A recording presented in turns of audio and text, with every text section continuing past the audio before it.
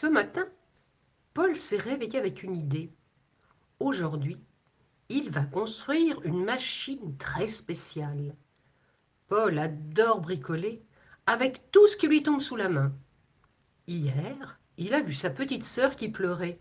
Elle avait de gros sanglots, car sa dinette en porcelaine était tombée par terre et s'était toute brisée. Elle avait l'air vraiment triste. Aujourd'hui, Paul va construire une machine pour faire disparaître la tristesse. Paul saute de son lit et court dans l'atelier de ses parents. Il y trouve toujours des tas de trésors pour ses inventions. Il repère une grande boîte en carton, du tuyau qui brille, des bouchons en liège et un bocal rempli de grelots. Il ressort de l'atelier, son pyjama couvert de sueur et de poussière, mais un grand sourire aux lèvres. Il est heureux. Paul étale ses trouvailles sur le sol de sa chambre. Il sort ensuite sa colle, sa peinture et ses ciseaux.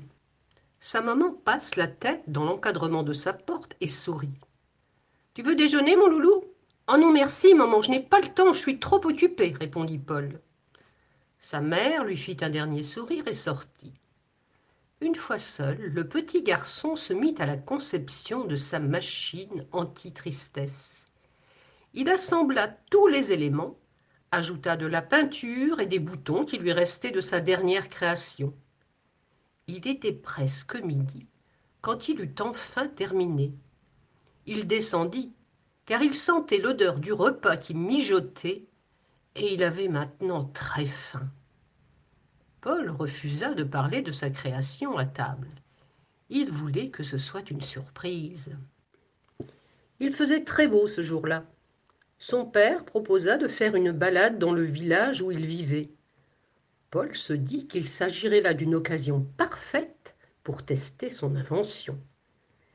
Il la plaça donc délicatement sur son chariot à roulettes et partit avec ses parents et sa sœur se promener. C'était un petit village où tout le monde se connaissait. Ils passèrent devant le parc de jeux. Paul se figea en entendant des pleurs. Un petit garçon versait de grosses larmes.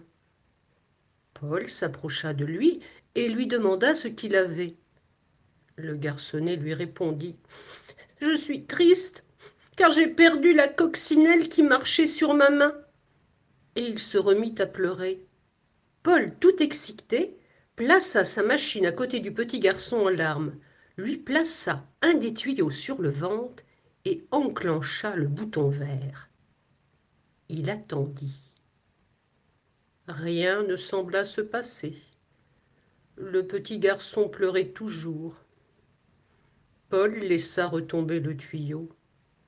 « C'est bizarre que ça n'ait pas fonctionné, se dit-il. » Il rejoignit ses parents et sa sœur et leur expliqua que sa machine servait à arrêter la tristesse. Ils continuèrent leur promenade. Ils s'arrêtèrent à la pâtisserie, où il y avait de si bonnes glaces artisanales. Ils prirent chacun un cornet avec une boule. En sortant, Paul se retrouva face à une fillette qui pleurait à chaudes larmes. Sa glace était tombée, étalée sur le trottoir. Paul confia la sienne à sa mère et s'empara de sa machine. Il fit la même chose que pour le petit garçon du parc, mais rien. Toujours des larmes, toujours de la tristesse. Paul, la tête basse, alla rejoindre sa famille. Il mangea sa glace en silence. Ils prirent le chemin du retour. Le petit chariot de Paul semblait peser 1 tonne au bout de son bras. Ils croisèrent leur voisin et leur tout petit bébé. Ce dernier pleurait fort dans les bras de sa maman. Paul baissa la tête et continua son chemin. Il avait le cœur lourd. Il n'avait réussi à aider personne avec sa machine. Il sentit une larme rouler le long de sa joue, puis une autre, et bientôt, il éclata en sanglots. Il était si triste. Ses parents s'approchèrent de lui. « Ça a l'air très difficile pour toi, mon chéri, dit son père. Il hocha la tête. Et là, sa mère le prit dans ses bras et lui fit un doux et long câlin. Paul sentit tout à coup quelque chose dans son cœur, comme une douce caresse. Son corps se détendit, il se sentait mieux. Sa tristesse était en train de disparaître. Et tout à coup, Paul comprit. La meilleure des machines pour faire disparaître la tristesse, c'était les câlins et l'amour. Il pourrait inventer des machines qui fonctionneraient parfaitement pour tout un tas de choses, mais pour la tristesse, rien ne valait une écoute et un câlin.